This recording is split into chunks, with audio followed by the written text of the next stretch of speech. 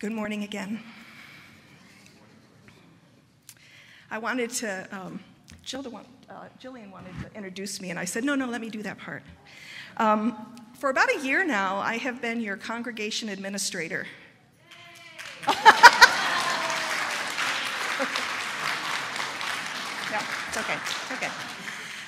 That's my day job. And it's been really wonderful because I've gotten to know a lot of the people in the room. A year ago, if I was up here, I wouldn't know most of you, but I know most of you, so I'm not quite as scared as I was. It's a wonderful job, especially working with Marcy and Kelly and Andy. But that, like I said, is my day job. And what I do in the morning and in the afternoon and the evening and on the weekends is I'm a pastor. I'm a Catholic priest and a pastor of Guardian Angels Catholic Community. So that's my not day job. And so this is actually a perfect opportunity. If I don't do well today, you can tell me, don't quit your day job, Sue. Stay in the office, do the finances. Okay. So let's put that up. We have a picture of somebody here. Anybody recognize this guy? Yeah. Any of the kids here, do you know who that is? Do you know who that is a picture of? Is it too hard to see? Yeah, I'm sorry. It's Reverend Andy. Yeah? Can you tell now if you look? Well, yeah. We should have blown it up more, right? Okay. And what does he do around here? I know it's hard to say right now, but what does he do around here? He's a minister, right? He's a senior minister here. Okay. Does anyone know what he's been doing lately? Because he's not been with us at service for the past several weeks. Fishing! That was one thing, and I can't tell if that's a fish or an alligator. If you look close, it kind of looks like an alligator, but I don't think he was doing that. But he's not there now. He's not fishing now. He's on something called a sabbatical.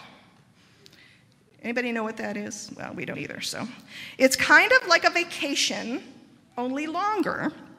And Reverend Andy is also, along with vacationing and doing some other special things, he's going back to school. So we'll have to call him Reverend Dr. Andy Burnett when he returns to us in November. So just write that down so you don't forget, okay? Reverend Doctor. And now Kelly and Marcy and I have been working hard together to take care of Valley UU and all of you since Andy's been gone. We're figuring out ways to get back at him when he comes back. And what we can do here now that we're having, that would be fun and creative now that you've left us in charge.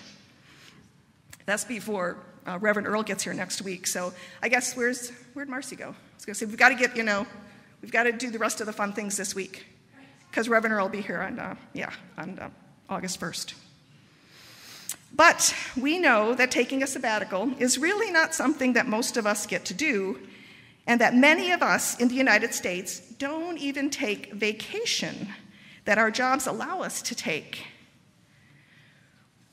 We are also aware that some people cannot even take a vacation or taking any time off at all because they are looking for jobs and maybe even working more than one job just to support their families. But studies show that even when people do get a chance to take some time off, we almost always fill the time with anything but vacation.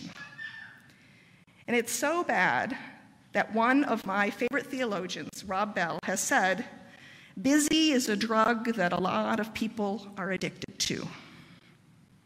Employees in the US only use 51% of their eligible paid vacation time and paid time off, according to a recent survey of 2,300 workers who receive paid vacation. What's more, 61% of Americans work while they're on vacation, despite complaints from their family members. 1 in 4 report being contacted by a colleague about a work-related issue, and 1 in 5 have been contacted by their boss while on vacation. Some 40% of Americans will leave vacation time on the table, citing the post-recession work martyr complex among workers who feel tied to their desk. A recent study by GFK Public Affairs and Corporate Communications and the U.S. Travel Association, which obviously has a vested interest in all of us taking vacations, found that 1/3 of the 1,000 plus respondents say that they cannot afford to take their time off. 40% fear returning to a mountain of work, and 35% believe no one else can do their job. I have a little slide I want to put up.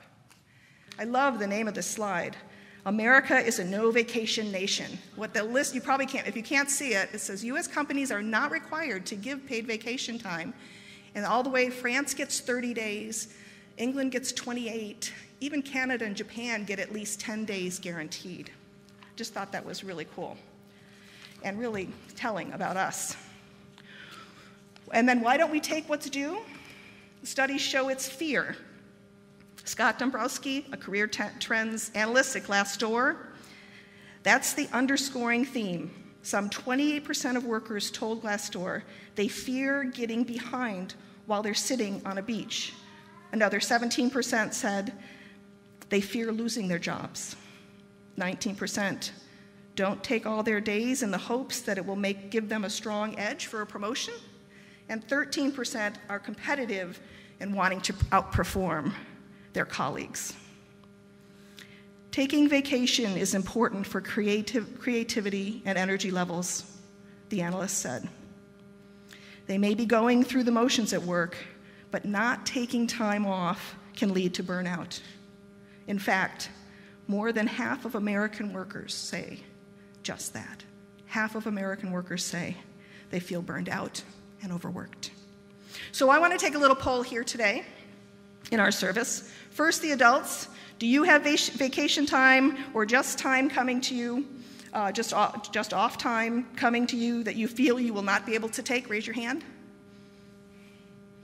Oh, this isn't bad. Good job. And now kids. If you've taken a vacation with your family this year, can you raise your hand? Did you guys take vacations? Good. Yay, awesome. Okay, kids, again, if you have not taken a vacation this year with your family, raise your hands. Okay, well, we can stop right now. And I got another question for the kids. Your parents, if you have parents who work outside your home, as like go to an office or go to a company for work every day, do you catch them doing work at home sometimes? Raise your hand, kids. Ha, see? I knew I'd catch you doing something. All right. Now, this has all been pretty academic head talk so far, and I'm way more interested in spiritual and heart things, so my take on this is to confess to all of you. Remember, I'm a Catholic priest, so we do those kinds of things, confessions. I think we as Americans get way too much of our self-esteem and good feelings about ourselves from our work, from what we produce or do. And my confession is, I am a super producer. Always have been.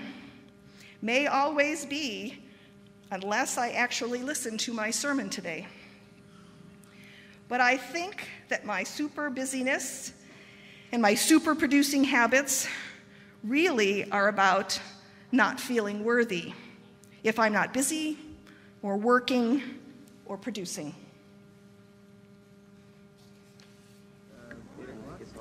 We're not worthy! We're not worthy! We're not worthy!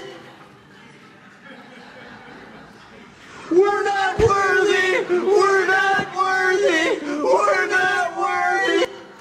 Okay, am I the only one here? Or can any of you relate to Wayne and Garth? We're not worthy, we're not worthy. Anybody else relate to that? Mm-hmm. Okay, maybe just me. I'm just talking to myself today, I think. Okay. And on top of that, being Catholic, and I know some of you in here also have this in your checkered past. There was a part of the Catholic Mass, which thankfully we don't do at Guardian Angels, that said, and join me if you remember this, Lord, I am not worthy to receive you, but only say the word, and I shall be healed. Ha, gotcha. Okay. So growing up, when we were saying, I'm not worthy every week, and that it was something wrong with us that needed to be healed, it cannot help but feed those insecure parts in us that gladly self-judge, criticize ourselves, causes us to constantly try and prove our worthiness and feel guilty when we are not measuring up to this observation in ourselves. Our touchstone focus for this month is journey. And we have heard some amazing sermons about your social justice ministry here at VUU. But we Americans, we people of faith, are getting worse about stopping and waiting and thinking and weighing as our addiction to doing and producing and being plugged in has raised the stakes around taking a break even higher. So sometimes on the journey, we need to stop, take a break, take a sabbatical, take a vacation, or just an hour or two away that might include a change of scenery, as this has been shown to improve your mood and actually to stave off mental illness. We don't do this easily because we define ourselves by our busyness, and we are afraid of missing something. But there are some things that we should miss in favor of other things.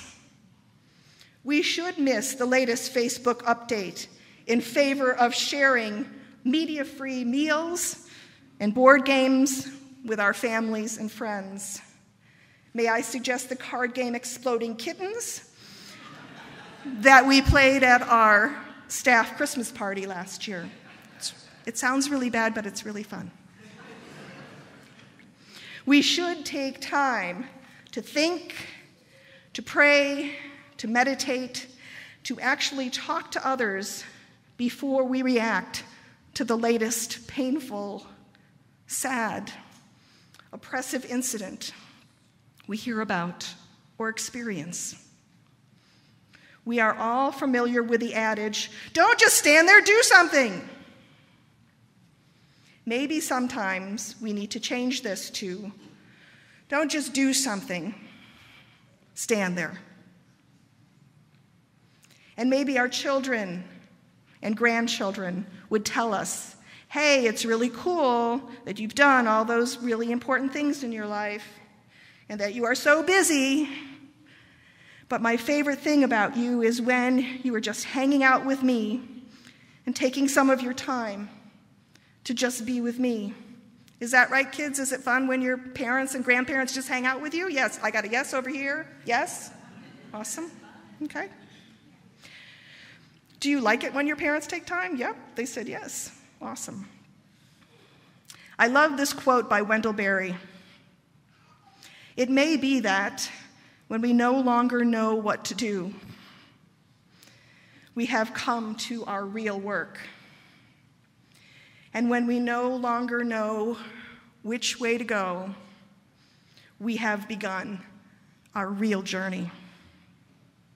If we never stop, if we continue to measure our worthiness by what we do, if we don't ever give ourselves time to reflect, if we don't accept the fact that we don't know which way to go sometimes, and that we need time and rest, and we need prayer and meditation and spiritual nourishment, which you're all partaking in today, and most especially that we need each other before we take the next step on the journey, the world will continue to feel like everything is spinning out of control, and we just need to keep running with it. So stop. Slow down. You move too fast.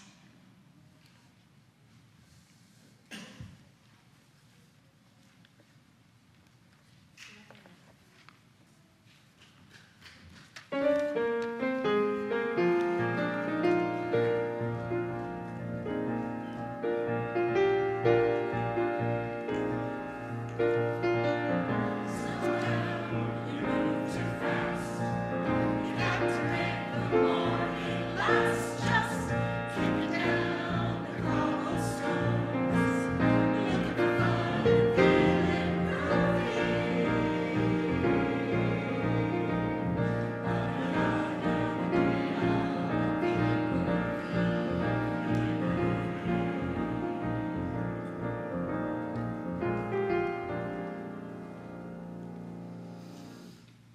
So kids, I'm giving you a job to do. Don't worry, it's not like homework from school.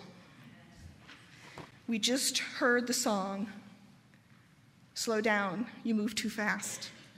I'm going to ask you kids to say that, "Slow down, you move too fast," to your parents, and to your grandparents, and to the other adults in your life, and even to your friends when you notice that they may need to slow down and chill out a little.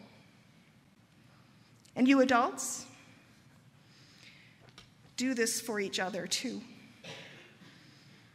And soon, you'll be feeling groovy.